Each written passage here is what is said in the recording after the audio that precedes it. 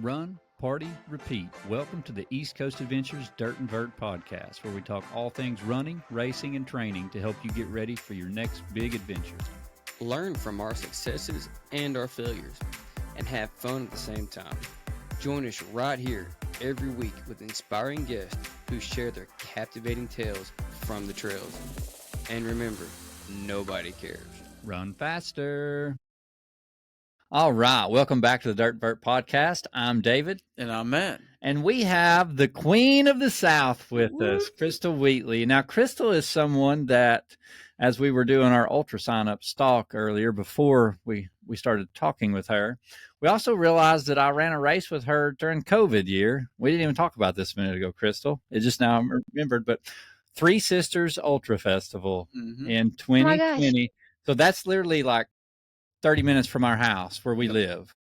Okay. And that's some of our best friends are the race directors. So we that's how actually we started race directing, as we learned from them. But me and you ran that race together. I did the 24-hour and you did the 6-hour. I think I did the same. Yeah. That's crazy. And you know, it's funny because there's several people that ran that race that would have never have ran it because it was like the only race around at the time for COVID, because everything had just gotten kind of like was starting to come to get released. But I remember that was the first race I got to run with Ed DeJester too. So I don't know if you remember the guy that was out there running with a Jester hat. I but that's do who you're running remember with. now. Yeah, Oh my gosh. and he is, you know, he just broke the record again this past year. He got it back from Walt Honloser, which is the most 100 milers in a year. 100, yeah. Yeah, so Ed just got it back. So you got to run with him too. Small world. Yeah. But now back to you. So then we run Vol State together in 2023. And then obviously you're coming off Hots and you're Queen of the South. You ran a great race there, which we'll get into here in a little bit. But before we jump into that, tell us a little bit about who you are and how you got into running. Well, so how I got into running was I started when I was in 8th grade. So it's been a long journey. I ran cross country, ran track, and I also played basketball in high school, and then that carried over into college. So I was a 3-sport athlete. And after college, I continued to run 5Ks competitively because, I mean, that's what we ran in college and that's what I trained for. And so, I ran 5Ks for a local running team that if you podiumed, if you got, first, second, or third, they would pay you. So I like to tell people I ran professionally because I did get paid to run. But, I mean, that was really cool. And I don't think I ever really had I wasn't really eager to jump into like the marathons or anything like that. I just always wanted to race 5Ks. And then a buddy was like, hey, let's just try to qualify for Boston. So we go out and just run a marathon. And we both qualified. And this was in 2002. So this is how long ago that was. And so we ran Boston in 2003. And so that was my first time running marathons, so those 2 races. And I don't want to hijack the podcast with this, but some life things happened. I got into drinking very heavily. And if you wanted to know that story, you can listen to Terry's podcast on It's All About the People for the Vol State podcast. But I got into drinking really heavily, and that hijacked like my whole running career, a lot of my life. And it wasn't until 3 years ago, actually 3 years and 4 months ago, that I quit drinking completely, got sober, and started running again competitively. Or I don't want to say competitively, but started taking it more serious and getting back into the kind of shape that I wanted to get into. So during the later part of my alcoholism addiction, I decided that, hey, I can run ultras because you can also drink and run at the same time. And I mean, I laugh about that now, but it's really crazy that so I did run a few ultras during that time, and I think I ran my first 50K in 2015. I ran my first 50 miler a couple years after that. And then I think in 2000, I really can't get the dates right, but maybe I ran the Florida Keys 100 and finished that. And then once I decided I wanted something really big, and that's when I found out about the weight. And I thought, yeah, if I'm gonna go big, that's going big. And so that's pretty much like the really condensed version of how I got into ultra running from being a 5K runner in college, with a So little stuff thrown in there. Yeah. that's, to be honest, that's pretty awesome that you were able to just go run a marathon and qualify for Boston. Yeah. I mean, we were young, and I didn't know any better, and I didn't know how to run a marathon. Let me tell you, it wasn't easy. I probably went out like I was running a 5K, and then Yeah. just struggled through the rest of it because I had the fitness, because I was young. Nowadays, no, that's not how I run marathons. Yeah, and I love how she says not competitively. Yeah. I think when you win races, you can start saying you're competitive. Well, I think it's different now because then, I was always about the win. Like, oh, I need to go win this race, and because that was just engraved in me from running at the collegiate level. It was always, you've got to be up there in front, you got to try to win. And so even after college running in those local races, that's all I ever thought of. And then now when I say competitive, I'm just like an age group winner. Hey, Well, those work too. and Yeah, it's funny when you say like you got into you ultra running because you can drink too, and like that is a big draw for some people. The fact that you can have a little fun while you run, but also at the same time, like as you start to realize that you're getting better, it's one of right, those where you're like, if I'm going to spend this much money and this much time on trying to get better, that's not helping me. Because I used to do the same thing, like races. Yeah, I was fueled by beer. But I don't really do that anymore, and I mean that's probably why I've gotten a little bit better too. But it does make it fun, like when you're first getting into it, because you're like, oh well, you can drink a beer while you run this loop, or while you're at a aid station. And every right. now and then, if I'm having a really bad day, I still drink a beer while I'm in a race. But for the most part, I try not to. But I get it because that is such a cool thing for some people to like, you can't do that at a 5K. You can, but Right. most people don't, But at the same time, how long were you out of running during that whole stint? So there had to have been a good 10-year period where that I just did not run. Wow. Wow. So a really long time. Yeah. I mean, if I did run, it was maybe a couple of miles just because I mean, I don't even know why I wasn't doing races. I wasn't doing anything like that. But I was in my addiction for about 20 years before 3 years ago when I got sober. So during that time, it wasn't until the later, I guess, like 5 years of my addiction that I decided that I wanted to get back into running, but I didn't want to quit drinking. And I was just like, oh, there's the perfect thing. It's ultra marathoning because you can go slow and there's people that hand out shots and you can take a cooler of beer with you. And so to me that was kind of like I'm kind of like helping myself get back into shape. I was tricking myself, really myself, what I was doing. But then when I decided to quit drinking, obviously, yeah, I got a lot better at running ultra marathons. Yeah, Yeah. absolutely. I'm sure just being hydrated probably made a big Right. difference. Right. Yeah, exactly. I was drinking more water, that's for sure.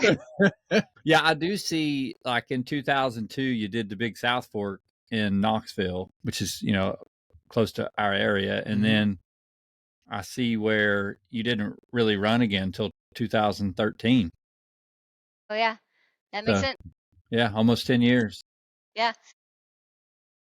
Yeah, Well, I it's put that kind together of, that actually shows up like that on ultra sign up, but there it is. That's right there. Like it. Yeah.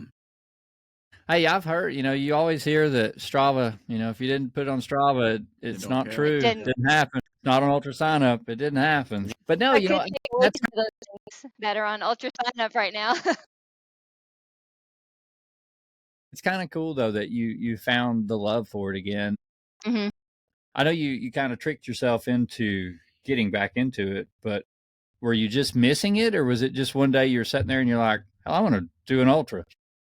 Well, it's the thing is like where I was trying to find purpose again, and what I had to do was really like do some soul searching, and I was just like, when were you happiest? And I remember just feeling just like the best version of myself when I was able to push myself, when I was running, how good it felt every time I would come back from a run.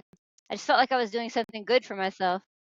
And so I think that's really what pushed me to one day dump out all of the booze that was in my house and just lace up my running shoes and go out and go for a run and say, okay, I'm going to run every single day instead of grab that drink. And I literally have done that. I don't know if I told you guys, since, 3 years and 4 months ago is the day that I started running again, and I've run every single day since then. So today is like 1,235 of running Wow. consecutively.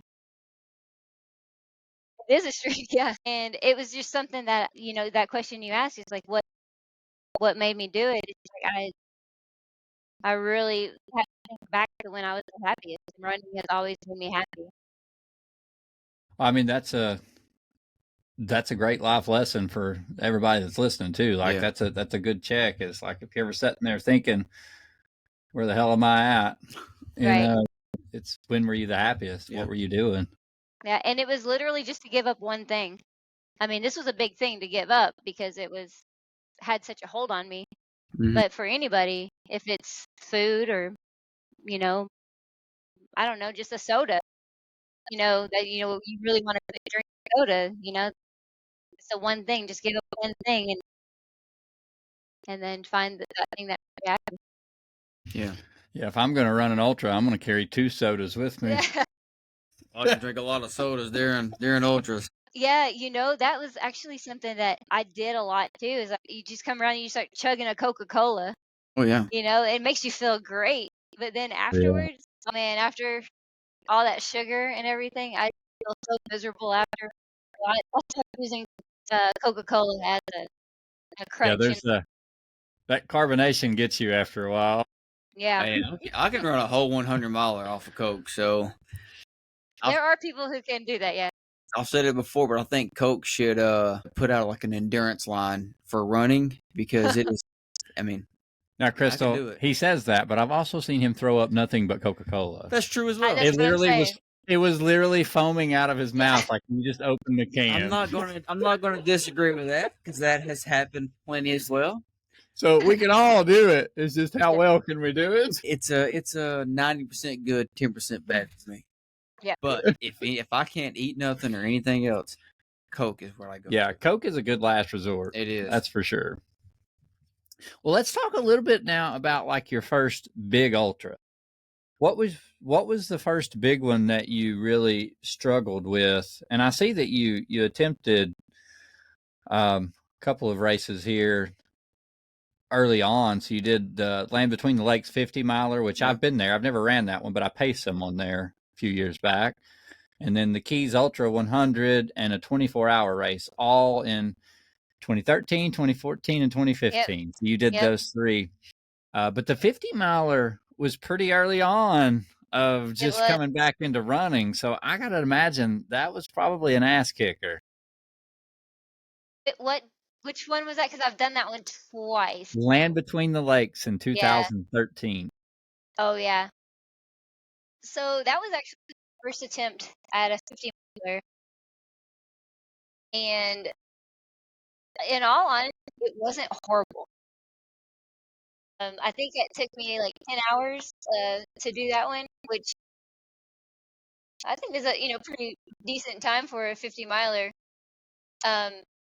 but I was also doing CrossFit at the same time. So I got into shape like kind of quickly for that one. And yeah, I just remember it not too difficult. I mean, I remember it being hard, but I mean, I wasn't nowhere near like the struggle bus or I wasn't in a pain cave like you Well, that's great. hear Yeah. about. Yeah. Those came later on, I think.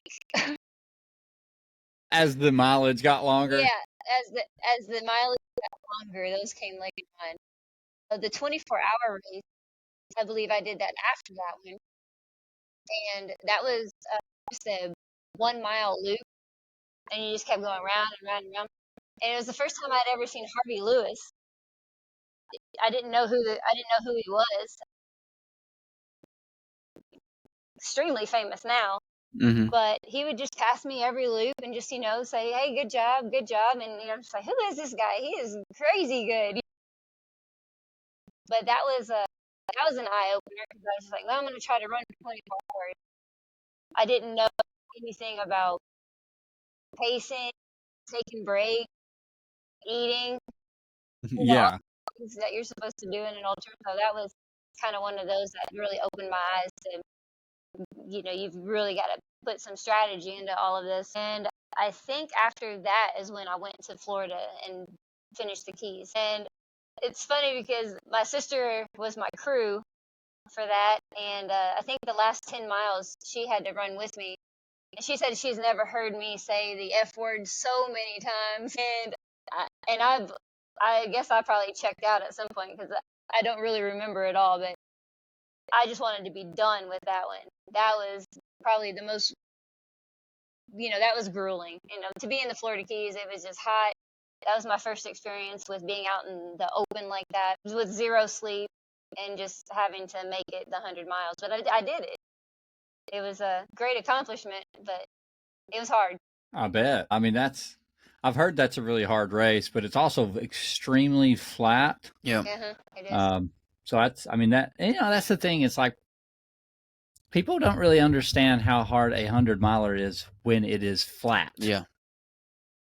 I would rather run a 100-mile mountain race any day than a 100-mile flat race, especially like we did a track race one time. Oh yeah. Oh my gosh.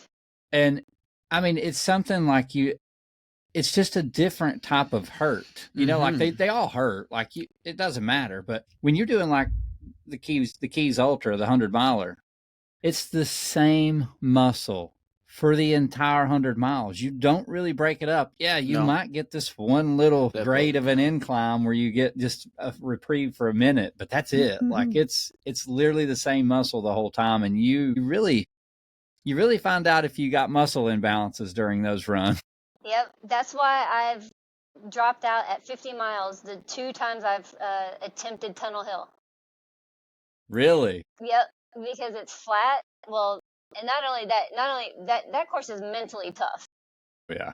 To put yourself back out there to do that all over again, because it's out back, like multiple times. But it's flat. It hurts. It's hard. And I've just, you come across the 50-mile checkpoint and it's right where your car is. So it's like, and they're offering you the 50-mile buckle right there. They're like, do you want to quit now and just take the 50-mile buckle? And I'm like, well, yeah, I don't want to do that again. I just rather, this buckle's nice. That's pretty good. Have you all tried that one yet? Have you tried I've ran the Yeti 100, which is a rails to trail, but I've never done Tunnel Hill. I'd like to at some point, but I've not done it. Is it rail to trail too? It is, correct? Like crushed gravel? Oh, it's crushed gravel, yeah. Yeah. I didn't really know what that meant, but it's crushed gravel the whole way, and it's that. And there's nothing really to look at on a tree line, and it's a tough one. Well, you've at least done 50 of it. Yep, twice. I hear it. A couple of years ago, it came like a big snowstorm. That was one year that I decided, I was definitely not going past 50. Yeah, we woke up, and there was like 3 to 3 inches of snow, I think, on the ground. That was a year Camille Herron was going to attempt the 50-mile world record, And she even said no, she just backed out and didn't want to run it. Or it wasn't probably good for her to attempt it on that day. But yeah, and it was just too cold and too much snow, and I really don't want to do this anymore. I don't blame you. It's miserable. Yeah. I can do heat. I don't, but Same. I cannot do freezing cold weather. I'm not a fan of that. Now, if I can keep running, and not stop, I'm okay. But the first time I stop, it's over because I sweat so much. Yep. I just freeze to death. I'm just not a fan of like nighttime teen weather. That is not what I want to do. No. No, the beard will freeze up on you. Oh man, I'll sickles everywhere on this sucker. Beard sickles. Yeah, it's not fun. Well, let's talk a little bit more then. Let's get on up here to some different races, because I do want to ask you a couple more questions. We talked about Tunnel Hill, and I see where you did the 50 here in 2022. I assume that was really 100 attempt. And then, it was, yeah. But you also did, this is a pretty hard race. It looks like you were first female, and I believe this is the same group that puts on the Warhammer 100. But Big Turtle. 50 mile? Big Turtle, yeah. Yeah, you did that in 2023. Looks like you were the first female, so great job. I've heard that's a pretty hard course, but I've never ran that one. Yeah, that's the Shelty Trail. Oh my gosh, yeah, that was, now that I'm thinking about it, that was tough. It was a hard trail. Is it the Sheltoe? Is that what it is? Probably. I probably mispronounced it. No, you're fine. Yeah, I was just trying to remember. You said that. I think I remember now. It is the Sheltoe. Yeah. You're right, which I think is a pretty hard course. And I remember back, because it was out and back 50. It's 50 miler, right? Yeah. I'm trying to remember. Yeah, so it was out and back, and I just remember going down to the turnaround, and that's, that point in an ultra where just everything, your lower back and your hamstrings and nothing just wants to work, and I'm going downhill. I mean, I wanted to just roll down it if I was hurting so bad. And I got down to the bottom, and I just sat down there for, I don't know, 5-10 minutes maybe, regrouped, and then headed back up. But it took me way longer than I anticipated it was going to take me to do that. And even the race director at the time said, I expected you a lot sooner. I was just like, well, I expected to be done a lot sooner too. It was definitely hard. Well, I gotta say something real quick. I gotta say something. In 2023, I just now noticed your results. That was a really good year for you. It was. Man, Land Between the Lakes, you were second. Bluegrass Ultra 50K, you were first. Big Turtle, you were first. Ball State, you were fourth female. Run for Dreams, you were first. Perry on Fire Backyard Ultra, you were second. That's a heck of a year. Otter Creek 16 miler, you were fifth. So, anyways, I didn't mean to interrupt you, but I'm just looking and I'm like, that was a good year, really good year. Like, did something change there? Is that when you quit drinking? I got sober. Damn, what a difference. Yeah. What a difference. Have you ever looked at it that way? Or you probably already knew that, but that's crazy. I mean, obviously I knew, because that's, three, it's been in this 3 years, I've done a lot. Mm-hmm. Just because I was like, man, I've wasted so much time. I want to try to fit it all in. I want to try to get back out there and do all these things that I robbed myself of. So yeah, I mean, I know I've done some big things, but I haven't really sat and just looked at it. But yeah, it's been a good ride for the past few years.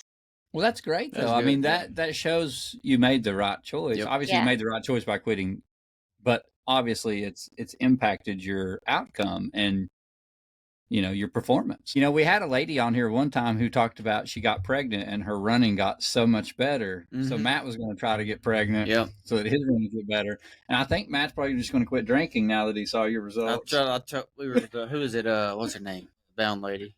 Talking about having a kid. I'm like, it did not work for me. My wife had her kid, or we had our kid. I got slower, so that didn't work. Yeah, I think probably just cutting back on the the beer might be a little bit more in your wheelhouse. The getting pregnant might have helped. Might have helped Right. you. It might have helped Brittany. Who knows? It did help me. Yeah. So when you finished Big Turtle, and he obviously said that he expected you faster, and you expected to be faster. Was it just the terrain that got you, or do you think there was something else that happened? I think if you're looking at ultra sign up, I might have done a 50K the weekend before that. You did it, the 2 same weeks. month. It was Yep. 2 weeks before, 2 maybe, weeks before, yeah. which So you also won. and that was a very hard DK. So just not having enough rest in between the two That was, like I good. said, I was trying to fit them all in. I wanted to do all the things, and then I had to get smart and realize that you can't do that many in that in that short of a time. I was just tired, and it was hard. Well, and that's also the year that you did, and we got to meet you Yep. officially at Vol State. Yep. So Yeah. Big Turtle, and then looks like you took a few months off and did Vol State, which you obviously had a good performance there, 5 days. And we got Yeah, to that spend was like 3 of those days together. So, misery. We were all in misery when we first met, but we had a good time. So it was yeah. fun. Yeah, so I was traveling with E-Man for maybe a day and a half, and when we met up with you guys, with you and Mike, you were sitting out of a gas station and I think eating popsicles or something, and That was the ritual. then we basically said, "Hey, you want to travel together?" And that was, I think, the best decision the 4 of us collectively made. Like, it was so much fun. I don't think it would have been that much fun continuing on by myself, which I kind of wanted to do. You were over people at that point, I was probably. over peopling, and I just didn't have enough rest the night before, but it was great. We had a good time. Yeah. We really did. I remember that whole stretch through War Trace. It Yes. was so hot. It Matt, was. we hit that at like 2 in the middle of the day, or 1 or 2, and like just dying. And we luckily made it.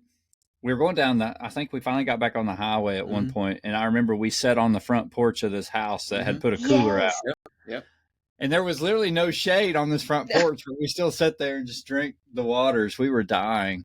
And then Now that I think about it, I don't even think that there was a sign. We just happened to look, and we saw a cooler, and we just went to their house anyway because they had a porch. And I think if I remember right, they had a notebook. Yep. They had a Yeah. notebook sitting on the table where you could sign. I slept on that porch. Did you? Slept on it. It was fun though. And yeah, literally every time, I think Crystal and them picked up on this real quick. Every time we went to a gas station, it was a rocket popsicle, dude. Every time. They were so good.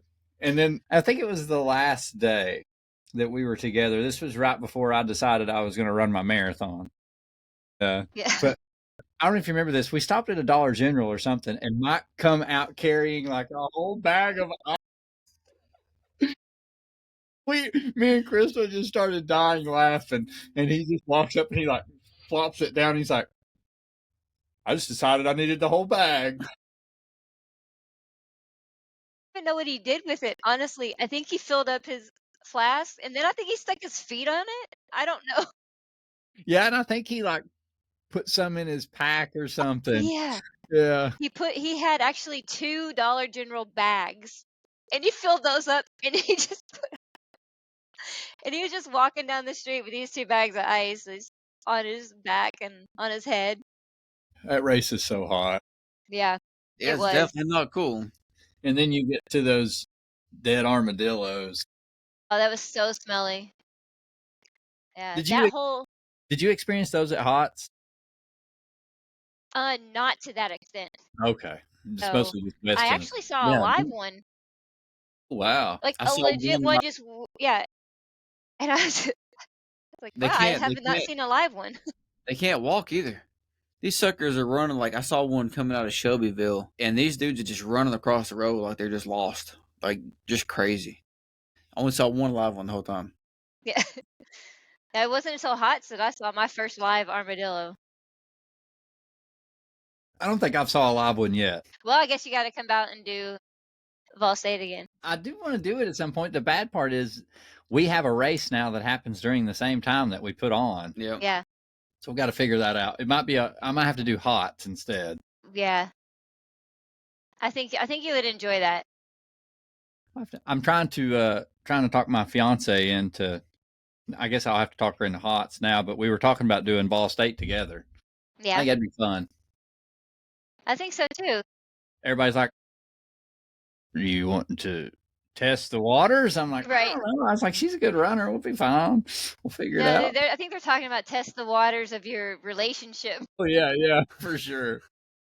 Like, will she remain your fiance after that? Will she get the mock treatment? Right. Right. Yeah. Poor Mark. Poor Mike. Or will Mary give David the mock treatment? Oh, that's true. Mary's giving me some speeches, mostly when I run too much. Yeah, Or this may be you not running enough. one of the most memorable parts. Well, I mean, there's a lot of fun that we had while we traveled together. After E-Man left us, it was just me, you, and Mike, Yeah. and we went to that Waffle House. Oh my gosh. Do you remember? You could have hung meat in that store. It was so cold. It was so cold in there. We were shivering. We ordered our food, and the waitress was looking at us like we were crazy already. And I just remember we were like, can we please just take our food outside and eat it? And we were shaking, and she was just like, I don't care. We were literally like, sat out there on Yeah. a curb and Mhm. ate our plates and then took them back in. But she's not kidding you, man. Like, it was like 2 or 3 in the morning. Oh, wow. And, there's nothing open. No. So when we saw this Waffle House, it like had a halo over Yeah, it. And it- it was glowing because we hadn't had anything for hours. It was the Hours. best And this waffle was I've the ever night had. This was the night I cussed Mike, right? Yeah, that was right after that. I shouldn't really say cuss. I just yelled a lot. I did say a few cuss words, but it was all in the love of the moment. But we had went hours without food, hours, and there was a couple of coolers here and there. We were able to get liquid, but Pickles. yeah, pickles, Ugh. but no real food. And when we saw this Waffle House, it was a game changer. And we all run in there, and within like 2 minutes, everybody's lips are turning blue, and we're shivering because everybody's like soaked. So where's this Waffle House at? I don't remember seeing a Waffle House on the whole course. I do not remember what. Do not It was- remember this. It was on the way to Bobby Brown's. You Yeah. must have been asleep. in Manchester? I don't remember. It was on a highway, like an intersection. We literally ran past the Waffle House, and we made a left onto the highway down through there somewhere. No And clue. then Bobby's wasn't too much further. It was like It what, 2 or 3 more hours down the road, and we were there. Oh, that was a death march section for me and Yeah, Cass. I mean, you can't miss it. Hell, it's the only thing glowing in that town. It, No, do not remember that at all. We saw the Waffle House, and we're like, Okay. oh my gosh. yeah, I thought it was a mirage. There were some gas stations and stuff, but I think they were all closed. 'cause it's such There was a small town. Dollar General, and then there was a post office in like a little very small town, and then there's a long stretch of nothing. God, it was so good though, I missed out on that. because that was that was like an interesting whole 24 hours during that time, because right after we met Crystal and Iman, we ran together that whole day, but that's when they got to meet Walt. Right. And Walt was sitting in the tent, and that's when Walt had fell apart, slept in the laundry room, and made it to that. I can't remember whose house that was. They were the best couple. They were so sweet. They had like that makeshift tent in their front yard. Oh yeah, Where you could like sleep. The Baileys. Yes. Yeah. He was sitting there barefoot, and he'd been there for like 6 hours. oh wow. Yes. Oh, I did not stay that long. Well, he couldn't help it. He had no shoes. He was waiting on the pavement to cool down. He was just sitting there. He's like, I want to go. He's like, but the pavement's so hot, I can't walk. He's like, Didn't I'm going somebody give him some flip flops? So she went in the house, remember, and finally found some old like lady flip flops or something and gave them to him. Holy cow! And He finished the race in those. yeah, he finished. He made it to a Dollar General in those, and Okay. bought a cheap pair of flip flops that fit him and finished the race in those flip flops. And when I That's say right. flip flops, I'm talking the old like single tongue, normal flip flops, and he wore socks with them, so it was so funny. Oh, his photo when standing on the rock, he looked hilarious. Yeah. What was it? He said, "Meth cheek," something like that. It was like, my goodness. But yeah, that was an interesting day for Crystal, I'm sure, because she got to meet Walt. She heard that story, and then Man. met me and Mike. And then that night, me and Mike had his meltdown kind of, and wasn't going to make it. Me and my pep talks, man. Oh yeah, I like them. They work for me. He got 200% pep talk, and Crystal was like, "Nope, I'm not getting this." And she like turns her head and she's running, but it worked. It got him there. We were good It the got next him there. day. Yeah. All he needed was just to lay down. If we would have tried to push up Monteagle, we would have lost him. Yeah.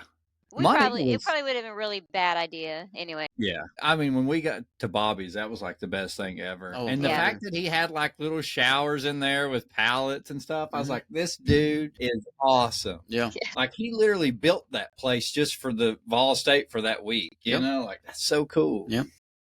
I slept there. I remember, oh my gosh, thinking about that. Because we laid in that tent with the air mattresses, and I remember waking up and just kind of like looking, and I see you, and you look at me, and we were both like, "What time is it?" Like we felt like we missed the bus, like. Yeah, yeah. Mike's still over dead, and we had only been asleep. We were like facing each other, and we both wake up, and we're like, "What time is it?" Because it was daylight, we're like, and it was only been like what 2-3 hours. Yeah, no, I don't even think it had been that long, but we just slept so hard for whatever, an hour or whatever, and we woke up and just wide eyed. We were like, "What time is it? We gotta go." I think we got up, didn't we? We sure did. Yeah, it was great. It was fun. I forgot all about that. We literally did wake up like, we gotta go. He was the people make that race though. The the angels and everything. They're the road angels, but so cool. Let's so I obviously didn't get to see your finish at Ball State, but me, you, and Mike had ran together all 3 days, and we all finished on the 5th day. Right. And we all got caught in the rainstorm. That was one hell of a rainstorm. It's probably the only time in a race I ever felt like I was going to die. Yeah. I was legit. Someone made a post in the Vol State group because apparently I have the second fastest time up. Was it Black? What they call Sand Mountain? Sand Mountain. I have the second fastest all time up that mountain, and they just said, "Are you sandbagging?" And it might have been Zach. Yeah, Levers. Yeah. He's like, "Are you sandbagging?" I was like, "No, dude. That's when the storm hit. I thought I was gonna die. I literally ran that whole mountain. I mean, I ran it like eights all the way up." Because I literally thought I was going to die. I remember Mary and him drove by. They were trying to see me at the finish. They drove by me because I had messaged her when I had a marathon left. And I said, "Listen, I'm not stopping. I'll see you at the finish." And she was trying to figure out what time to be there. And they literally barely beat me because I was running up Sand Mountain when they came by, but that storm was going on. And all I kept thinking was, I was like, I wonder where Mike and Crystal are in this damn storm as I'm running, like, scared to death. So I was just curious, like, where were you at that point when that storm hit? So I was approaching the Blue Bridge. Oh, God. And I was like fumbling around. I was like gonna get my phone out for the obligatory Blue Bridge selfie.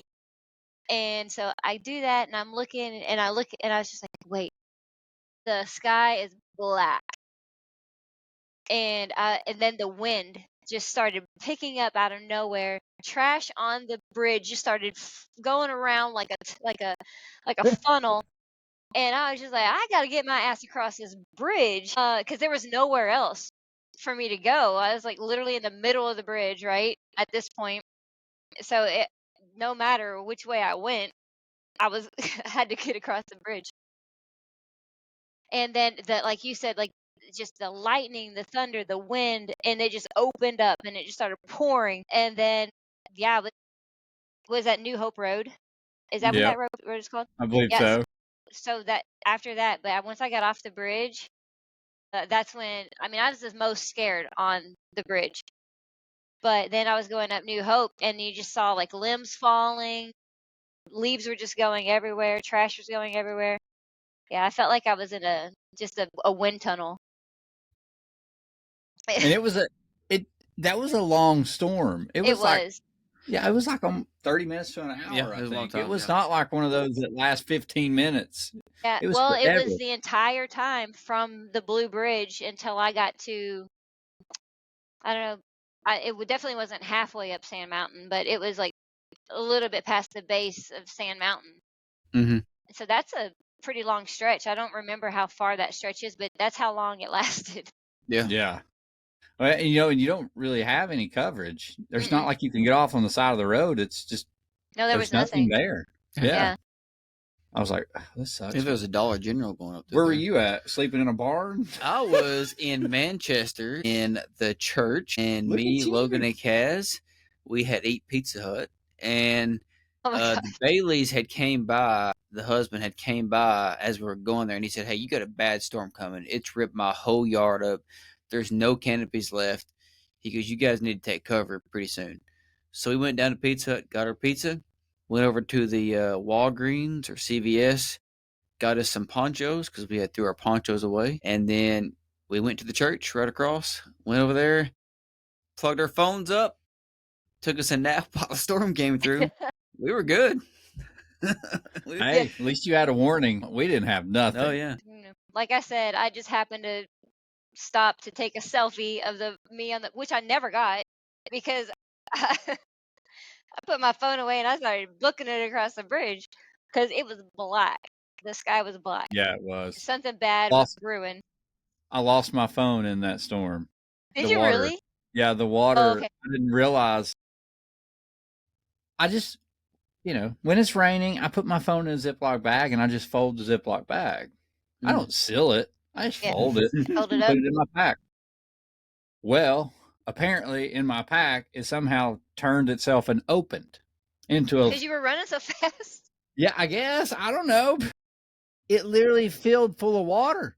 So Oh my when I God. got up there with Laz, I went to get my phone out, and it was like I had a little fish in a baggie. I was like, and I just poured the water out, and the phone never came back on. I was like, Wow. "Dang." So I lost it in that, but it's all good. It was well worth it. What was your worst or hardest part of Allstate? Man, I remember man and I, at mile 200, we decided to go ahead and push it on and get to, oh man, what was that town? What's the town with the sketchy hotel that everybody talks about? Whatever town that is, what is it? Yes, Anyway, I know what from you're mile talking about. 200 and then to the next town where everybody says don't stop at this hotel. I can't think of the name of it. I know exactly what you're talking about, but I can't Well, think of the name. we decided to push it on through and get to that town. And that was a really bad decision because that's when I started the wheels were coming off. I was just not happy. I was miserable. All I wanted to do was lay down. I tried to talk him into laying down just on the side of the highway. And we tried to do that for a second. That got a little dangerous. Then we found that gazebo that's in the cemetery. I don't remember if you all remember passing that. Well, we found that gazebo and we went over there and laid down on the concrete. And I remember the only thing that I didn't really throw away out of my pack was my emergency blanket. Mm-hmm. And we started getting super cold. So we were like back to back trying to share my emergency blanket. We were shivering and cold. Second time, actually that was the first time I was freezing in this race than the Waffle House. But we were Yeah. shivering and we tried to get up and start moving again. And because I was so cold, I just couldn't really move. that was the only time in my mind I was just like, I just need to call Jan because I was miserable. I hated everything. I didn't want to do it anymore. But it was like 2 a.m., so there was like no way she was going to come get me. So I just had to walk down the street and had my space blanket around me trying to warm up. And then that's when I got mean and I was like, I don't want to run with you anymore. And I was just like, I got to do my own thing from now on. You pushed us past, we shouldn't have gone this far. And then we got a hotel room in whatever town that was. I cannot think of it. And I told him, I was like, well, you just go your way and I'll go my way in the morning. And I wake up after resting for 3 hours and I text him immediately and I'm like, where are you? And he was like, I'm in the lobby. And I was like, well, wait for me. I just needed a rest. And that's when we left there and then we found you guys. So that's why I said we needed you all as much as you all needed us. Oh, yeah. But that was really miserable. And then going up Sand Mountain was hard for me, but it was only because I was by myself and I was starting to reflect on what I'm about to accomplish. Mm-hmm. And that got hard for me to continue just because I wanted to just sit and cry and just cry it out for a minute. And so, I had to think about how far I'd come and what, because I knew I was going to finish. I was just right, I was right there. But I just had to get past that mental, whatever I had to, I had to get past that meltdown. Yeah. Yeah, it's that's the thing. It's like it's such a huge accomplishment, and when you finally get close to the end and it's about to be done, it's almost like you have this feeling of like, I'm almost done. Yeah. Yeah. What now? Because it's like you basically almost live a different life out there. You sure do. Yeah. For those days, you change everything about you in a way because like that race changes you. You have to figure out how to survive. Like you don't wake up worried about your job or anything. It becomes just a basic need of you wake up and you think, how am I going to get to the next point? Where am I going to get my water? Where am I going to get my food? Mm-hmm. And like to do that and do it by yourself, it's kind of life changing in a way because in a way, like you're looking for something hard because it can be, we got an air conditioner, we got bed, we got food, we all have a home, or at least most of us, and that's the thing. It's like when you go do something like this, that's kind of why you do it, is because you do have that stuff. And this makes you realize like things are hard and makes you appreciate what you do have. And I just remember sitting on the front porch. We had slept that night on the front porch of the health department. Yeah, front porch of the health department. Thank you, Matt. And same thing with you. I was wrapped up in a poncho. I didn't have a space blanket. I was wrapped up in a poncho. Yep. And I woke up completely soaked from head to toe. And I started freezing to death. And I told Mike, I was like, we got to go, man. I'm cold. So we started moving. And we made it to that Hardee's right there past the health department. And we sat outside. And people were just walking by us because I had my shoes off. I had to out and I was eating. And we had people walking by us looking at us like we were just garbage. So we had that at the Pizza Hut in Manchester.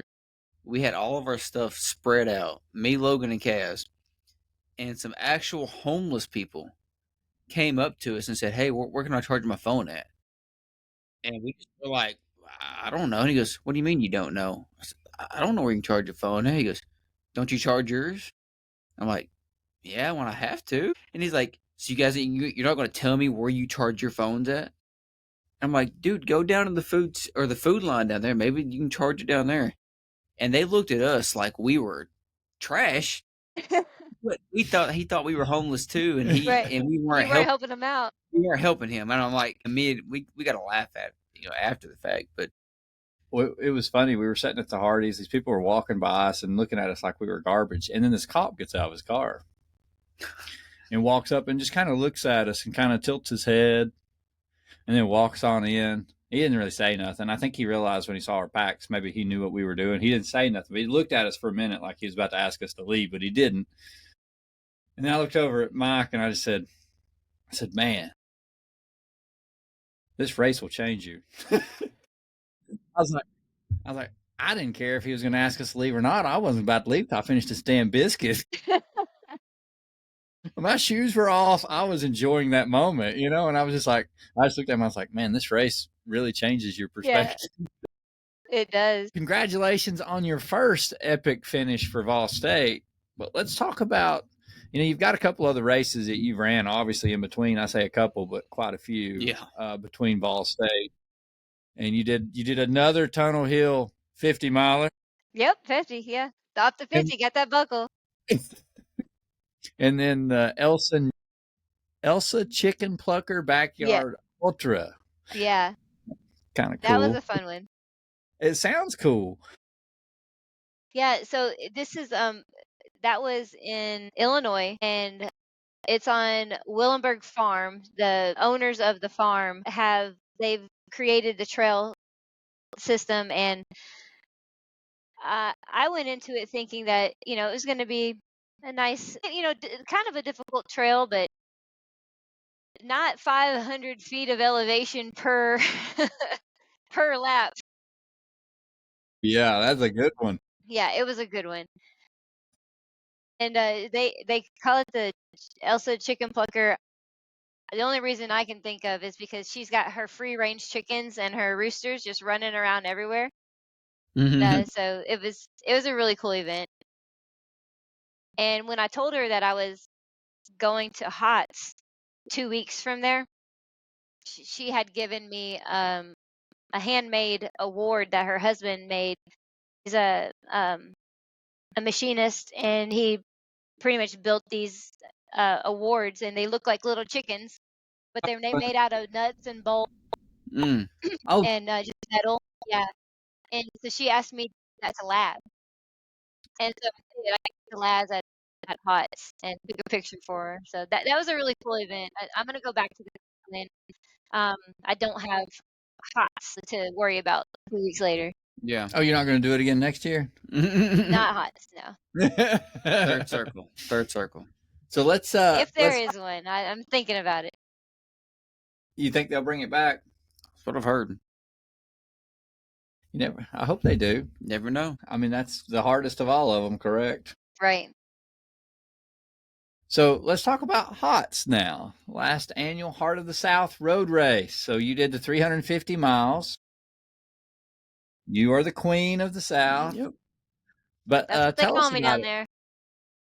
there. I like the crown, by the way. Oh, I have my own Burger King crown I keep with me. I actually take it everywhere. No, not a lie. No, he's got it. Every now and then I just have to take a selfie with it, but it's all good. But tell us about, this race, because obviously everything that you have learned from Ball State, and then just overall everything you've learned running and moving forward, you've obviously kind of pulled it together in this event. I mean, just a great job overall to be first place overall to finish. And, you and Ken got to share some miles. He was doing the 400-mile race, and, you all ran together for, a couple of days, which is pretty awesome. And he spoke extremely highly of you. But tell us about your race and tell us how everything went. Yeah. Going into it, that was the question was for everybody: am I gonna get off the bus at 400, or am I gonna get off the bus at 350? Like, what am I gonna do? Like, because when you sign up, you just sign up with the intention of running one of them, and then you make that decision the day of, basically. We were given, well, actually, for me, I knew 100% I was going for 350. I was not going to get off the bus at 400. I told you guys ahead of the podcast that I kind of went in with a bad attitude, and mainly because I didn't know how I was really gonna do. I just didn't feel up to being out there for like 5 or more days, if that makes sense. Because I mean, after doing Vol State, you know how it feels to be out there for 5 days, Mhm. 6 days, whatever, and it's a lot. You get to certain points sometimes where you're just like, I just don't want to do this anymore, and I didn't want to feel that way. So when I was going into HOTS, I was just telling myself like, okay, well, if you start to feel that way at any point, it's okay. It's okay. Just don't push yourself past that point because it's not worth it, because you've got other things you want to do. Don't ruin yourself by trying to, you know, make it to the finish. Well, the thing is that I never felt that way. I felt good. And I mean, I even had a lot of fun, even when in the beginning I was by myself for 120 miles essentially. I mean, I ran with James for just a brief period. I traveled with Kate for a brief period up until we got to the ferry. And then after that, I was basically just alone until Ken caught me um, at mile 120 for me. When he Yeah. caught So, you, oh, go when ahead. he caught you at mile 120, did that bother you, or was that a relief that you finally had someone you might be able to run with? So it was no, it never bothered me at all. To let's make that clear. I was waiting for him. Once I got to mile, I think 82, and we checked in. No, I think I was at mile 89 or something, and we checked in. He was only 6 miles behind me. Oh wow. So he had come so far and he was so close and I was in the middle of a 20 to 30 mile stretch that I had to do that night before I got to Hopkinsville, Kentucky. And I was like, well, he's going to catch me tonight. I just know it. So this whole time I'm traveling, I'm looking behind me, looking for a headlamp, waiting for a guy to come up behind me. I was like, I know he's so close. Even if he took a break, he was going to probably still catch me because he was just moving that quickly. And then I know I made it all the way through the 20, 25, whatever miles it was. And I got to Hopkinsville and I was just sitting there eating a bacon, egg, and cheese biscuit and drinking some coffee. And I just see this guy running. And I was like, well, that has to be Ken because there's nobody else that, is going to be out here. I had never talked to Ken before, and I didn't even really know what he looked like, but I knew that had to have been him. So I throw my stuff away, and I still have like half my coffee, and I just take off jogging down the road with my coffee in my hand. And I come up behind him, and I said, "Hey, I've been waiting on you." And he kind of looks me up and down, kind of like, "What is this woman doing?" Because he thought I was just some random local out for a run because I was running with coffee. And he was just like, "Wait, what? Like, what? What's happening?" But then he realized that, who I was, and we started to walk a little bit. And that's when I informed him I was about to get a hotel room up in Hopkinsville. And he said, "Oh, I'm going to do that too." And he said that he was going to, rest for 5 hours or whatever, and then he was going to hit the road. So at that point, we never even talked about traveling together. I honestly didn't even know if he wanted me to walk with him at that moment, so I was just kind of like, was just going along with it. And so I got myself a hotel room. I stayed in there for about 4 hours. And I didn't even think to wait on him because we didn't talk about it. And then I just took off, and I got about 11 miles. Yeah, I was at mile like 131, and I was taking a little break at a gas station, drinking an energy drink. And here he comes. He's coming back up, and he sees me walking across the parking lot, and I see him, and he's just like, "Hey," and so I start walking with him again, and then we would run a little bit, and then we would walk a little bit, and I said, "Do you mind that I'm tagging along with you?" Actually, I was like, I didn't even ask you if it's okay if I travel with you. And he said, "Well, normally I don't travel with anybody. I do all these by myself. I do all these alone." And he said, "But I actually, yeah, I think I like the company." And I said, "Okay. Well, I won't talk very much. I'll just keep up with you as long as I can, because he's running strong. We're both running strong. We're running a lot. We would take just the normal amount of walk breaks, up an incline. We we we didn't really have like a plan. He had his own plan, but I didn't have a plan. So I was kind of like putting myself in to his plans because I was still hanging on with him. And we get to a spot where we can sit down and have some dinner. And at that point, I asked him again. I was just like, "Do you mind if I still hang out with you and still run with you, because I feel like we're working well together?" And he said, "Yeah." He said, "Really enjoying this." So it was literally from that moment that we hooked up at 1:31. We decided we were not going to leave each other no matter what. And we weren't obviously racing each other, because I wasn't racing this. I was just trying to get to the finish, and he wasn't racing it. He was just trying to have a good time. And so, yeah, we just decided that we wanted to stick this out together no matter what happened. No matter if anybody came up behind us, we weren't going to shift gears and try to race. We were just going to run together and enjoy it. That's pretty That's cool. awesome. Yeah. Yeah, no, that's cool. It is. Especially for Ken. Like I don't think he really ever has ran with anybody. Now that I think about it, most of his races he's by himself. Probably by so himself. he probably He did definitely enjoy that. said that more than once.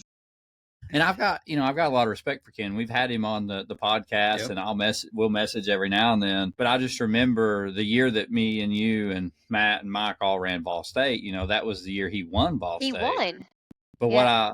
what I loved was that he drove back down and stood out there and seen us come Yep, through he did. around mile, I don't know, maybe 200-ish. It was like upper 200s, I think, like 280, or I don't really remember exactly where at. But he come back to watch us come through, and I Yep. remember seeing him that day. And I just thought that was really, really kind, to see people that actually want to see the others succeed. And then we had him on the podcast. I'm like, he really is a good dude. Like, Yeah. Yeah, he's a great guy. And one of the things I love, he makes like maybe 2 or 3 Facebook posts for the year. Yeah. That's it. Like, he'll make like 1 or 2 updates. That's it. And he will only run a race one time. Mhm. That's it. Yep. So he goes all in. And, I can only imagine for Hots, he did the same thing. He was probably on the sauna regimen and all this stuff that he talks about. So he is very methodical in his races. Yeah. And what's really funny is I remember, because we were together for a long time, so we were talking, and I remembered that he did come back, and I remembered the exact spot in Vol State where we saw him standing there with Bob. Yes. And we just ran past, right? We didn't stop and converse with them or anything. We just kind of we were on a mission. We were ready to get done. Yeah. I think we yelled congratulations, and we just kept running. Did. And he remembered that too. Really? He remembered that there was a group of people, 1 chick, 2 guys, just ran right on past them, didn't say anything. He was just like, "Well, I guess we'll go down to the next." But he remembered us too. That's funny. But yeah, we talked a lot about that year, because that was his one and only time he's ever going to do Vol State, and he won. And it was just really cool to run with him and hear all his stories. And I learned a lot about efficiency, about multiple times he told me he was going to make me come home and do homework because of how much crap I had in my pack. Yeah, and he did. I'm not lying to you. He did. No doubt. I remember if I remember right, he sent us a list of everything that was in his pack and how much his pack weighed. Yeah, 4 pounds. Yeah. Actually, it was like 3.8 something. Did he run with his 2 naked? He did. Yep. Yeah, Pretty and impressive. I had like a over the shoulder kind of vest that had room for 2 flasks. It had a area in the back where you can stuff crap, and then it had like a something in the bottom where I kept like my jacket. This thing was heavy, Mm-hmm. and Yeah. I remember having to get my jacket out and put it on because we were about to get wet. So I took my pack off and I said, "Can you hold this? Do you mind?" That was the worst thing I could have done, was let him hold my pack. Well, I bet. Yeah, I bet he hated I that. did not hear the He end got of that. you. Yep. He laid into me. We're gonna take all this out. We're gonna see what you're carrying. And he was just like, you must be a phenomenal runner to be running with all this crap. And so my homework was, I came home and I had to buy one of those like scales Mm-hmm. to weigh food, and he wanted to know precisely how many ounces my pack, along with everything that I had in it, weighed. And I mean, it was pushing probably 6 pounds. Wow. Yeah. And honestly, he'll probably see this, that I didn't weigh everything. I was heavy. I remember at Ball State, we were like day 2, might have been day 3. We stopped at a Walmart and I literally just started throwing shit away. And Mm-hmm. I felt it almost made me mad because I was throwing away like stuff that, not like 25 cents. I'm talking like $30. Like I was throwing away like stuff that I was like, I don't give a shit. Like I'm getting rid of this. I don't know why I brought this. I don't know why I brought this. And you don't, when you're planning though, like your first time, you're like, oh, I need this. Yeah. I need this. I need this. Well, by the end of like day 2, my traps Yeah. were so like it was miserable. Yep.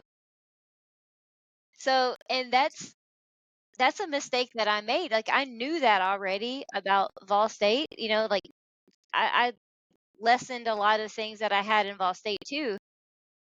But Hots was a different story because the deserts were longer. There's not any angel stations because nobody knows the course. So you can't rely on every 2 or 3 miles you're going to find a random cooler. Mm-hmm. So I brought a lot of stuff that I thought I would need, and just like you, I got rid of it all, and I was still too heavy. The 6 pounds was after you got rid of stuff. Well, I got rid of some stuff, but there were some things I couldn't get rid of. And one thing that he is so lucky I didn't get rid of was a water key. I had a 4-way Yeah. water key, and There that you thing go. weighs few ounces more than like a charger would or something like that. Yeah, but Mhm. that's like the key to the city. Man, because we came up on a Dollar General that was closed and we didn't have any more water. That key came in handy. I turned on the water at the Dollar General and we got Yep. water. Those So water keys. I need to get one of those before I enter another journey Wow. race. Never even thought of that. Most businesses, if you have the key to turn their water spigots on, so Hmm. it's nice. yeah, and so that saved us because that Dollar General closed an hour early and we got there right on time. But we didn't anticipate it being closed, and the next available place wasn't going to open until the morning, and we didn't have enough water to get there. I think Mm. if I got somewhere like that in the middle of the day, I would just turn it on and lay under it. Yeah, well, we got there at night, so we didn't have to do that. But we did have to pull cardboard boxes out of their dumpster and build us a little bed in the back. I love And it. we put everything back, Yep. Nothing but like a we did. cardboard house. Oh man, we built us the best little beds. He even walked up with a small box and he crumbled it a little bit and he was just like, "Here's a pillow." That's awesome. Wow. So yeah, that was one of the worst, I think, mishaps that we had together. Just because that closed, it wasn't even our fault. We had timed it precisely, but they closed early. But luckily, I had that 42 ounce, whatever, how much ever it weighed, water key. Hey, I would keep that thing by my side if I were you. Yeah. I did not get rid of that. So did you struggle a lot with water with there not really being road angels?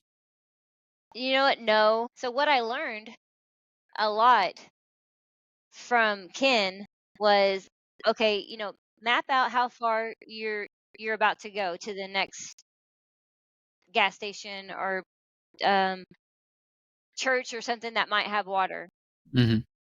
So let's say it's only 5 miles away, right? And you're running 3 miles an hour. It's going to take you 2 hours to get there. Do you have 2 hours worth of water, on you? And so that kept us light because we only kept 2 hours worth of water on us because we knew we were going to be able to fill it up at this gas station that was, the 5 miles away. So we planned it pretty well, except for that one time. And even if that wouldn't have worked out, if I didn't have that water key, we could have backtracked about a half mile to almost a mile to a church that had a water thing outside. Yeah. That's good. So we didn't struggle with not having enough water ever. If anything, in the beginning, I always had too much, which was heavy. Mm-hmm. And so that's one thing you just got to take into account to like optimize the weight that you've got on you because that's expending energy that you don't need to expend because you're 6 pounds heavier, even though you're sweating it out. I remember at Vol State, I would buy 2 waters, Mm-hmm. and then I would buy 2 body armors, and I ran. You probably remember this. I I ran do. with like body armor in each hand, and I would drink one, throw it in the trash can, drink the other, throw it in the trash can, then I'd have my 2 bottles of water. And almost every time it was a And popsicle yeah, and 2 body armors. and often probably because you drank those two body armors, you never really went into those reserves. And so No, you were just carrying that weight that whole time. So that's just something that, going forward that I know now and I have that in my like bag of tricks to like, keep yourself light. I wonder what Ken would have thought when he saw trash bag Mike walking down the road with 2 bags of ice on. He'd have been like, nope. Yeah. I could see it. He literally would have shaken his head. Like, how much did that ice weigh? How much? He would have, yeah. He would have questioned the weight of every ice cube. Well, how did it feel? How did it feel going up the mountain to the rock, getting to the rock, and knowing that you were in the front of the pack here, like you Yeah. were gonna? So I don't remember what mile it was, but Ken and we talked about it early on, and we knew that we were not going to race each other. We knew it was not going to come down to who was going to sprint up the mountain and who was going to try to finagle one person and just do a little shake and bake and try to get away from them or whatever. We just knew it wasn't going to come down to that. And we talked about it, and we really looked at it like if we were to race, who has the best chance of doing that? Who has the better legs? Who's got more legs in the end? And he'll tell you too that it is me. But he already ran 50 miles more than me, so you got to kind of take that into consideration. So if it came down to having to race, I would have definitely gotten the best of him because his legs were shot. So after we get to the mountain and we do that, you all heard about the Barkley style finish, right? So we came the back way up Sand Mountain. We didn't even do the part that we did in Ball State. We came up the back way, which was not any easier. And we passed Cheese Grater Road.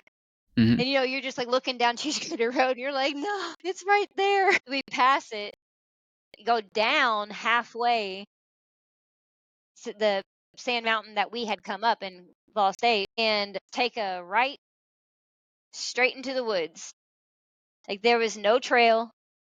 Maybe the very first part there was like a little road, like a gravel road, but then it quickly ended up just being woods. And so and obviously we were the first two to come through there, aside from whoever put the little flags. And we come through there and we're just, knocking things out of the way, trying to figure out where the next flag is. We're looking over top of and these were above my head. And, we're finding, and then all of a sudden we hit this just like smack into the mountain. And we've got to go straight up. Jeez. We were on our hands and knees going up this thing. And that's when we could see Laz and Carl and them up at the top of the rock yelling down at us. And we just looked like little ants to them. And, we could hear their voices and we were like, what are you doing to us? And so you literally had to hang on to trees. You were climbing over rocks. You were on your hands and knees. It was wild. It's not the finish I expected. And then you had to climb through that rock. I mean, the crack in the rocks, which had no footing. There was no handles. It was slippery because it had been raining. That was a challenge as well. But when we got up to there, it was the back end of the cornfield where you saw that sign that said a mile to go. Mm-hmm. When there wasn't really a mile to go. Yeah. And so once you hit that sign, then you could see the opening, and we were finished. And we get up to there, and we walk up there together. And Ken said, "Well, we talked about it, and we think that since you won't let us tie," and Laz immediately said, "There's no ties." He yelled that out real fast. And Ken said, and then if you think about it, she's been on the course for less amount of time because she started later. So that means that she won. And what it just came down to was, who would have had the better leg, the better chance. And then he just kind of made the gesture and he said, "After you, my queen." And I walked down to the rock and I stood there and that was it. That's awesome. Wow. Yeah. So I was going to ask that. So it's in the beginning of the story, it hit me and I just wanted to ask this, but I think you kind of said it, but I just want to make sure I understand. So the 400 milers started before you guys? Yes. And then they dropped you off. So ultimately, your all's times, did they start at the same time? Honestly, that's what's weird is you all have the exact same time. Oh, no, 6 days, 1 hour. Oh, yeah, exact same time. Yeah, I guess 50 so. seconds different. It's not any different. You're like 50 seconds difference. Yeah, so I guess so. I wonder how that while works. we were traveling, when we dropped them off in Missouri, we traveled past them and we went to Vienna, Illinois, which is 50 miles away. And I guess our time had started. Your time started when the 400 miler started, so that's interesting. Yeah. I never even wondered that, honestly. Now that you brought it up. Well, I was looking because there's a 400 mile category and a 350 mile category. So Ken's first in the 400, you're first in 350, but his time is only 40 seconds slower than yours. Right. So which means it took him 40 seconds to get to the rock after I had left. Yeah. Yeah, so that means when the bus dropped off the 400 milers, both of your all's time started, which is kind of cool to think about because you're still racing each other then. Really? Yeah. That's kind of cool. I didn't think about that. I like that. Yeah. Keeps it interesting. Yeah. Leave it to last, especially to make you climb up a mountain at the very end. It was crazy, especially the crack part. Well, when you got up to the crack, there was a sign that said you can take the crack or you can turn around and take the less of the two. There was a rope that you could have grabbed and pulled yourself up and got up a different way.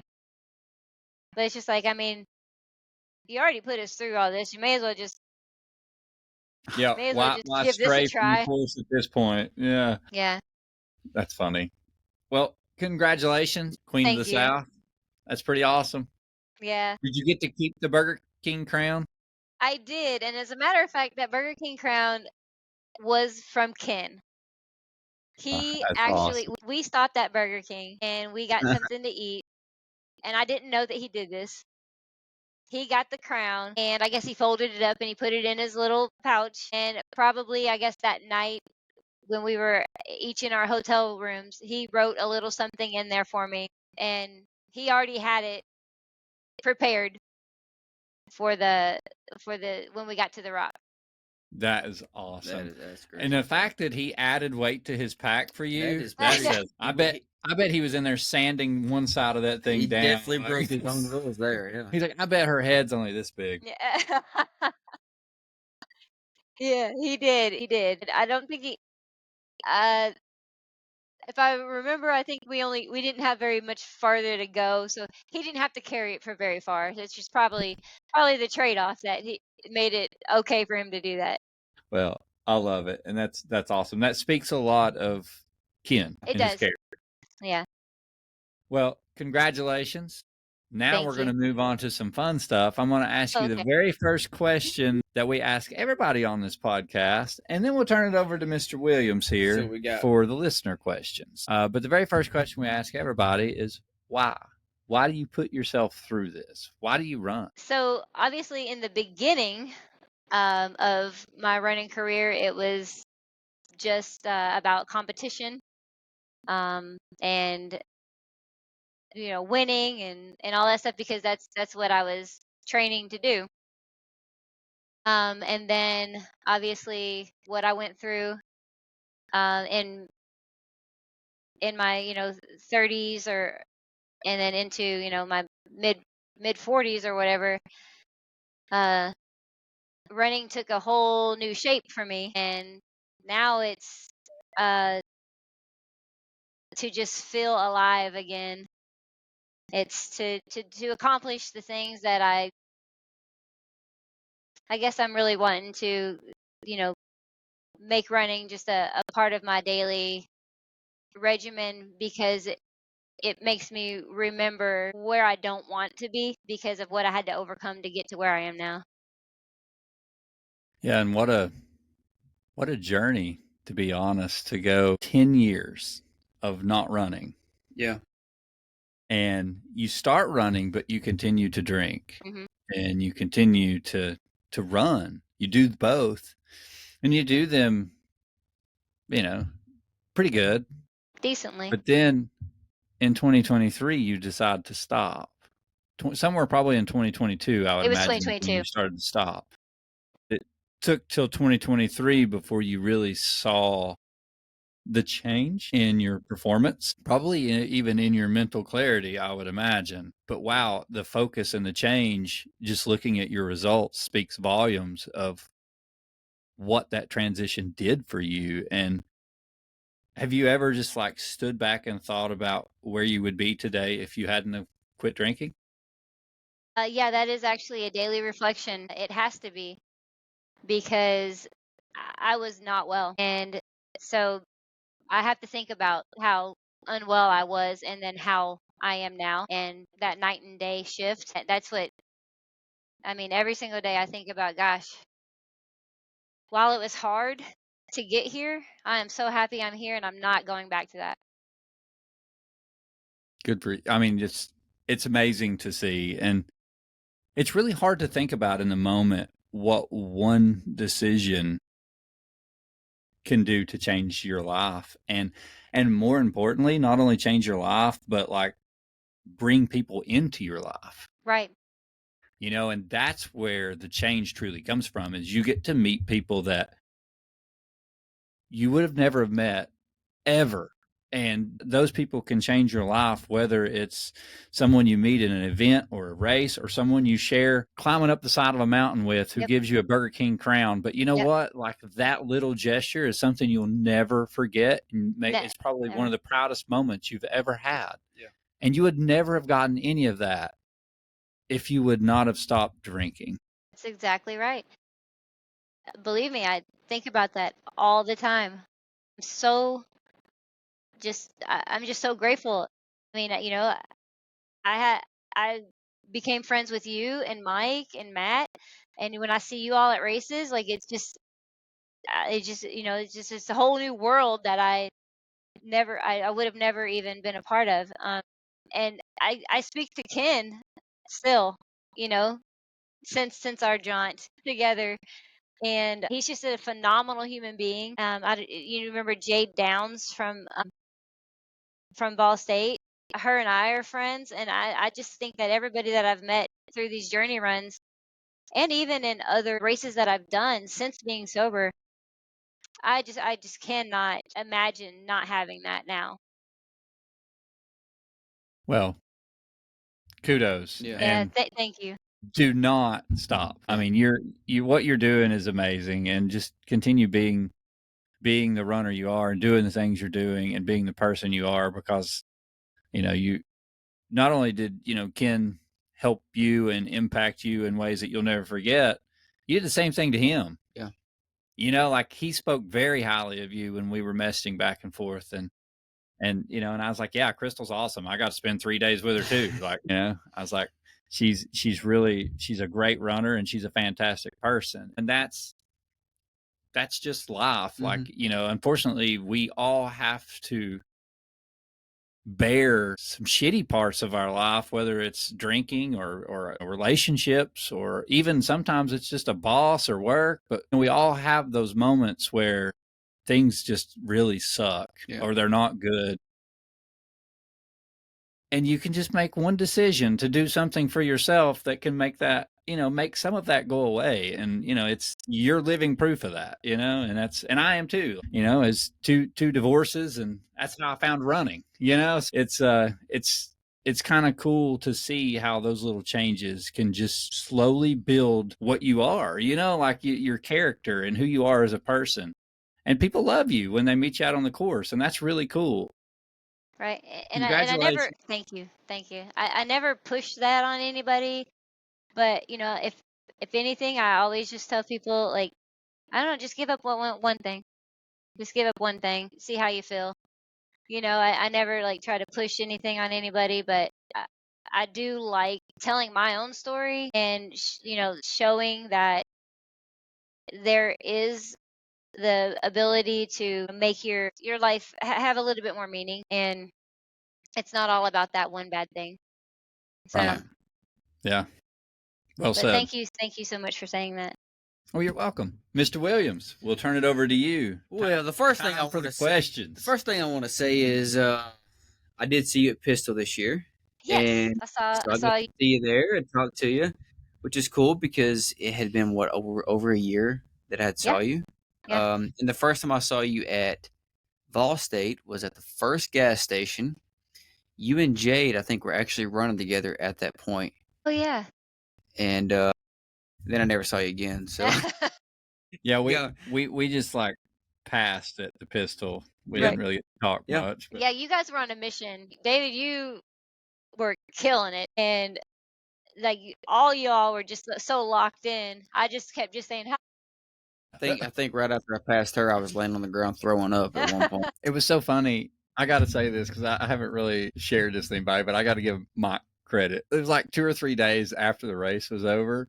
He sends a gift to me and Matt of the Blue Angels. The Jets, like the Blue Angels. Yeah. And he said, "This is what Compton looked like with his Pacers coming around."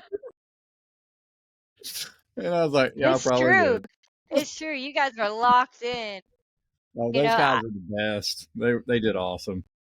Yeah, I was pacing my friend, and the girl who won. I paced her for just one lap, and that was her mile 80 to 90, and she was still running like 9-minute pace. That's awesome. Insane. She came out to Three Sisters as well this year. Oh, is that the one she did? Yeah, it is the one. And I think she won the female for that. Mm-hmm. Yep. Did you have fun at the Pistol?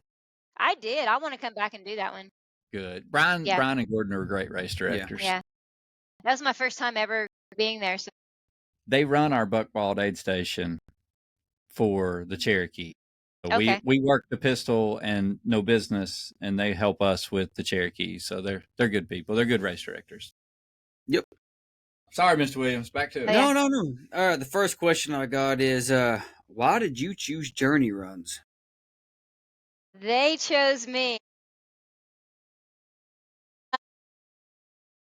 This particular one, the Vol State, after I got sober, I went back to a 24-hour race that I had run, I don't know, 5 or 6 years in a row and never finished because I just wasn't in shape. I, was still drinking and all of that. And then I got sober and I went back to this race and I ran every second of the 24 hours and won.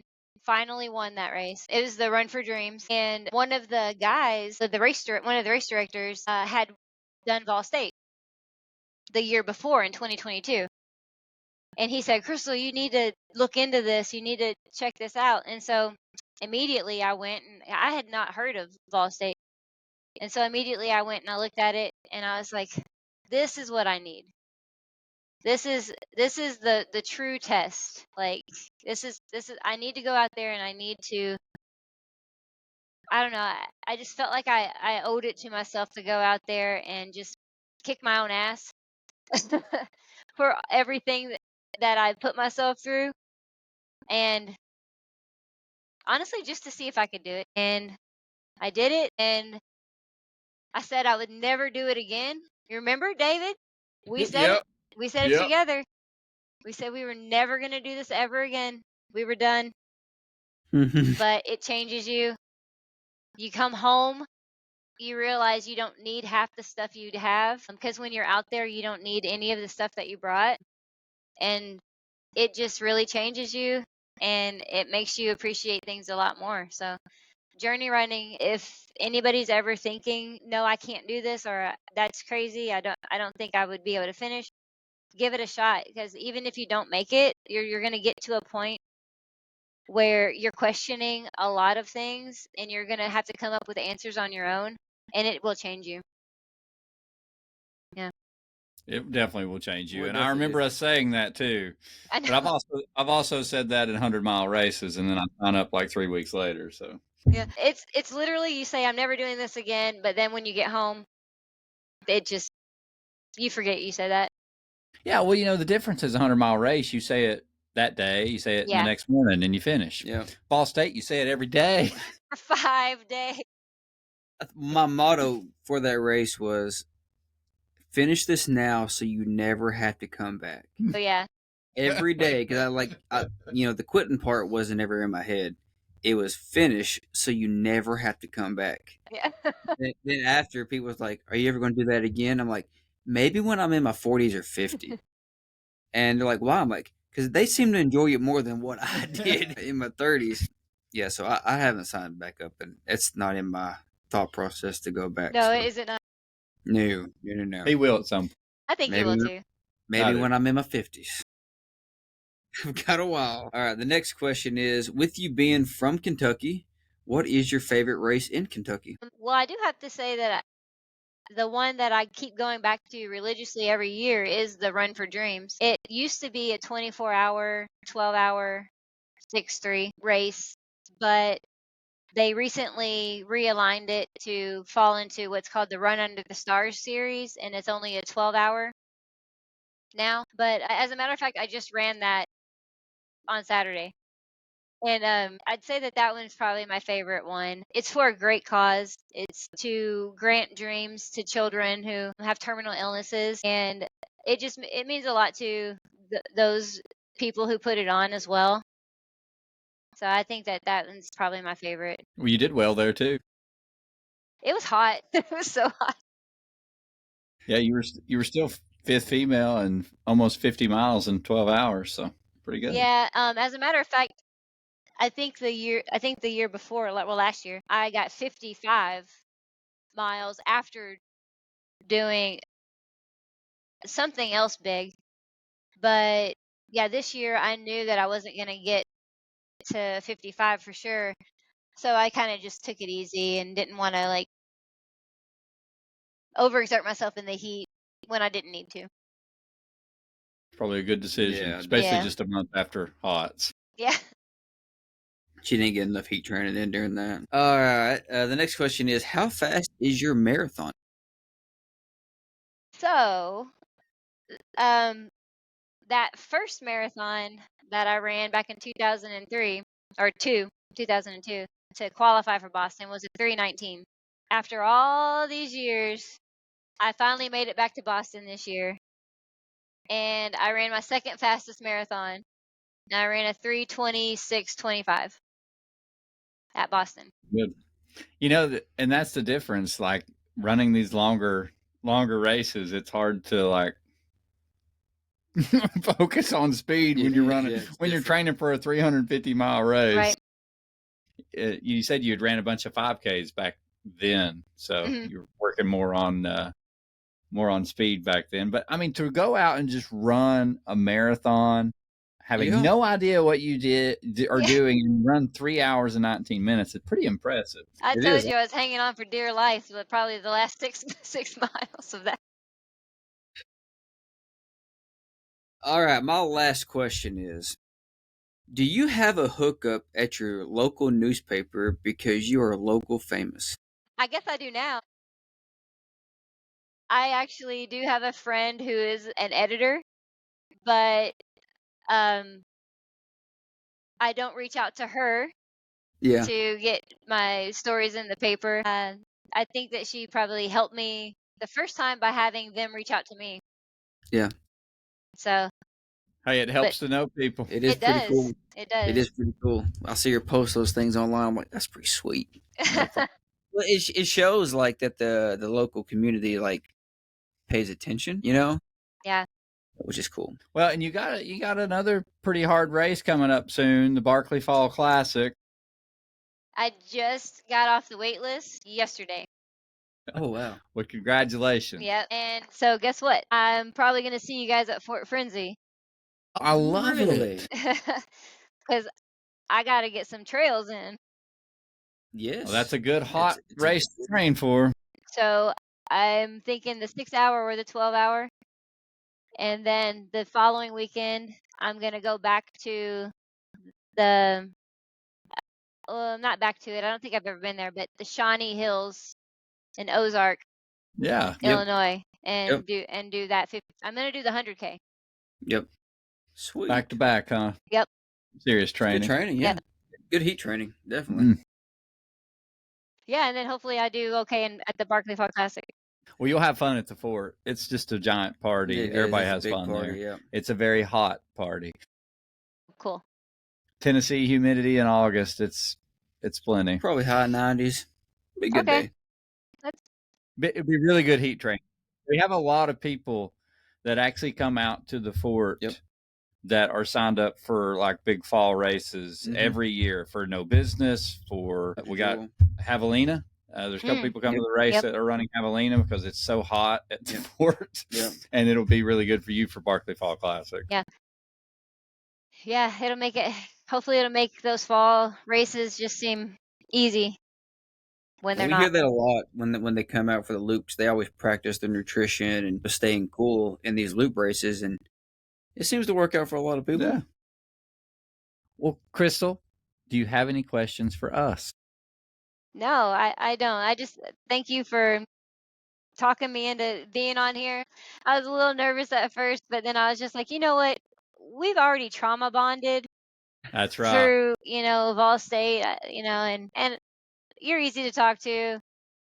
I like you guys, so it was easy. I mean, when you share body odors for 3 days, there's nothing else you got to worry about at that point because we all were stinking. Oh yeah, that's the thing I hated the most about it was just the smell.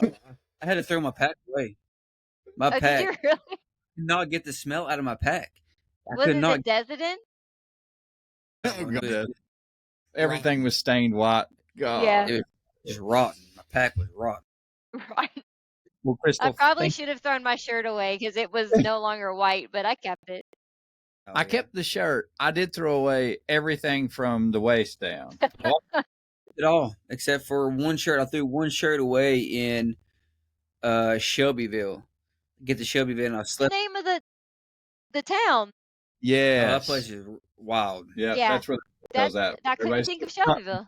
No, I slept on there was the courthouse and there was like the water department or something right across from it. And so they had charging ports up there in the front, and I just kind of slid myself in there, hid. But there was a bar on the other side Oh yeah. all night long. Well, I mean, for the hour I was trying to sleep, it's just like I couldn't sleep. Yeah, so that's the only time I threw my shirt away, and I had one. Well, Crystal, thank you so much for joining Thank us you, on the guys. podcast. It was so funny. This whole podcast was like a 3-week message. Yeah. Because I messaged her and she's like, I don't know. And then a week later, she might have messaged back. She said, I think I might do it. And then it was like 4 days later, I text her back and I'm like, okay, here's some dates. It was like over the course of 3 weeks, we finally got it nailed down, or 2 weeks. It was funny. Yeah. But thank you for taking the time to do it. It's Yeah, been a thank you, guys. pleasure. Loved catching up, and we can't wait to see you at the fort. 2 weeks. Yeah. Crystal, if you don't care, stay on the podcast, but we'll go through some things real quick. But thank you so much for joining us. Thanks, Thanks, Chris. guys.